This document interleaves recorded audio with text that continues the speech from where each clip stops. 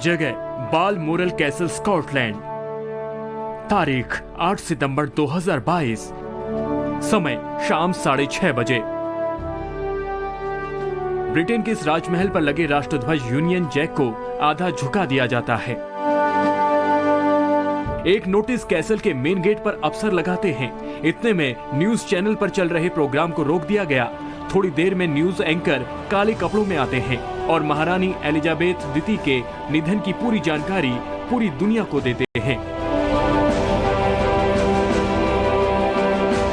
70 सालों से ब्रिटेन की महारानी रही एलिजाबेथ द्वितीय अब इस दुनिया में नहीं रही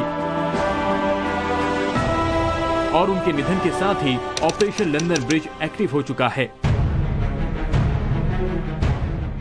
महारानी एलिजाबेथ द्वितीय का अंतिम संस्कार 10 दिन बाद होगा। इस ऑपरेशन लंदन ब्रिज से जुड़ी एक जानकारी आपको देंगे, लेकिन पहले ये जान लीजिए महारानी एलिजाबेथ का हिंदुस्तान के साथ वो कनेक्शन जो उनके क्राउन में मौजूद था। जी हाँ, हम बात कर रहे हैं दुनिया के सबसे बड़े हीरे कोहिनूर की। महारानी एलिजाबेथ खास मौके पर इस ताज को पहनती थी। ये ताज अपने आप में बेहद खास है क्योंकि इसमें जड़ा है हिंदुस्तान का कोहिनूर हीरा।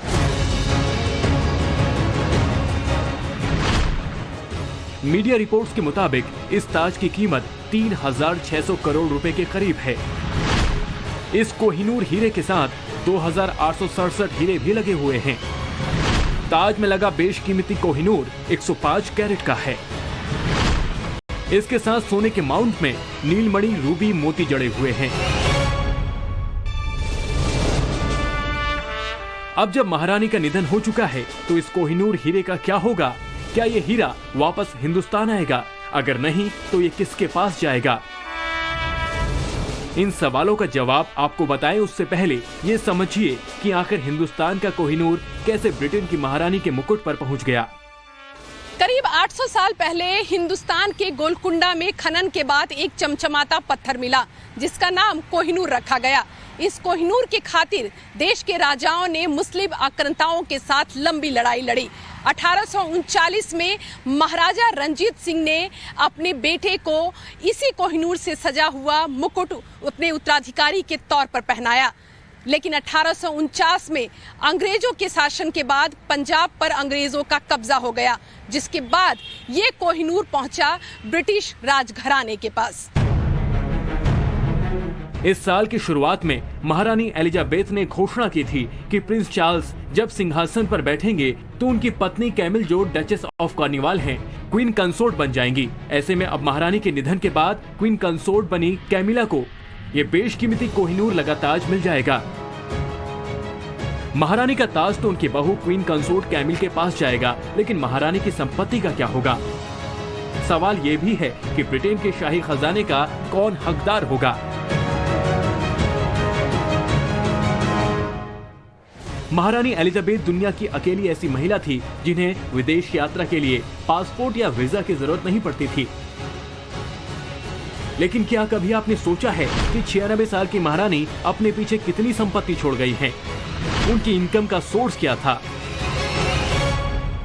महारानी एलिजाबेथ अपने पीछे 72.5 बिलियन पाउंड की संपत्ति छोड़कर गई हैं। अगर इसे रुपए में कन्वर्ट करें तो 6,631 अरब की संपत्ति महारानी अपने पीछे छोड़कर जा चुकी हैं। अगर महारानी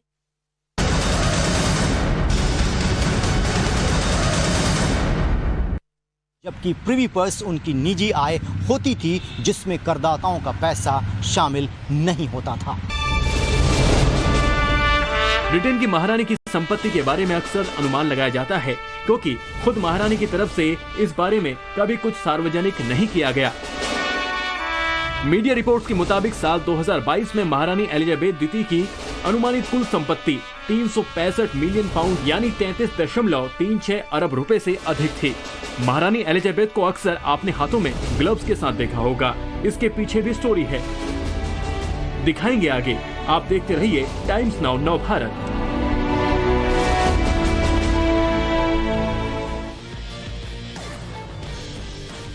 तो महारानी के ताज में भारत का कोहिनूर जड़ा है, ये तो आपने जान लिया हमारी इस रिपोर्ट के जरिए। यहाँ ये जान लेना भी जरूरी हो जाता है कि महारानी के निधन के बाद अब कोहिनूर का आखिर क्या होगा, क्योंकि इस बात को लेकर के चर्चा हर तरफ हो रही है, सोशल मीडिया में और दुनिया भर में, कि आखिर उस कोहिनूर हीरे का अब क्या होगा। ब्रिटेन के शाही ताज में कोहिनूर हीरा जड़ा हुआ है, जिसको लेकर के सवाल अब उठ रहे हैं कि महारानी के निधन के बाद अब ये कोहिनूर किसको दिया जाएगा। कई बेशकीमती दुर्लभ हीरे जवाहरात भी इस में जड़े हुए हैं। 1849 में हीरे का महारानी विक्टोरिया को इसे सौंप दिया गया था, लेकिन अब सवाल ये उठ रहा है कि आखिर अब इसका क्या होगा। कोहिनूर को शाही ताज में जड़वा दिया गया था, जैसे ही महारानी को ये सौंप दिया गया। अब कोहिनूर हीरा 105.6 कैरेट का बताया जा रहा है। इसे दुनिया का सबसे कीमती हीरा माना जाता है, जिसको लेकर के अब सवाल ये उठ रहे हैं कि आखिर अब इसका क्या होगा, इसे किसे सौंपा जाएगा। 1849 में ये हीरा महारानी विक्टोरिया को तो सौंप दिया गया था, लेकिन अब ये किसके सिर पर सवार होगा, किसकी ये शान बढ़ाएगा, ये एक बड़ा सवाल अभी बना हुआ है।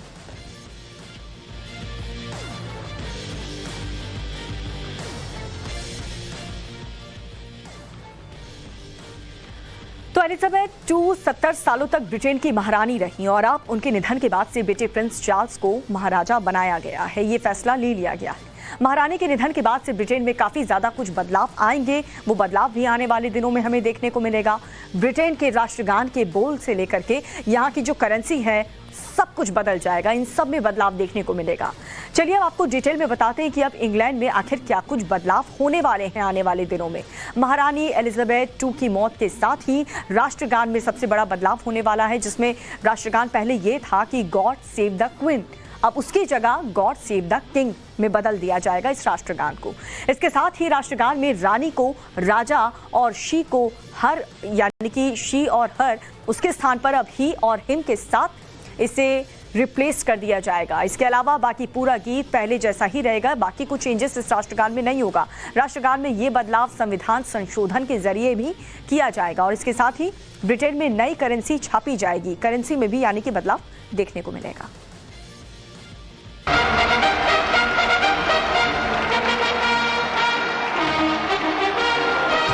किसी ने कल्पना भी नहीं की होगी कि साल 1926 में लंदन के मेफेयर में जन्मी लिलीबेट एक दिन ब्रिटेन की महारानी बनेगी, क्योंकि वो सीधे तौर पर राजगद्दी की उत्तराधिकारी भी नहीं थी। लेकिन 1936 में उनके ताऊजी एल्बर्ट अस्टम ने एक अमेरिकी महिला से शादी करने के लिए राजगद्दी त्याग दी, जिसके बाद उनके पिता अल्बर्ट प्रिंस बने। 1952 में उनके पिता की मृत्यु के बाद क्वीन एलिजाबेथ द्वितीय बनी।